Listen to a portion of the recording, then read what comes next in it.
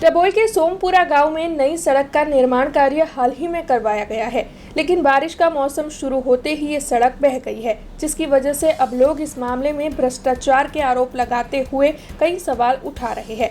दरअसल नई बनी हुई सड़क ही आखिरकार कैसे बह सकती है, ये सवाल लोगों के मन में उठ खड़ा हो रहा है, जिसके मद्देनजर वहां के लोग इस मामले में कॉन्ट्रैक्टर के सामने सही जांच बिठाकर कार्रवाई करने की मांग भी साझा कर रहे हैं। साथ ही भ्रष्टाचार के इस मामले में कितने लोग शामिल है ये ढूंढकर उन सभी को सजा सुनाने की मांग भी यहाँ के लोग साझा कर रहे हैं।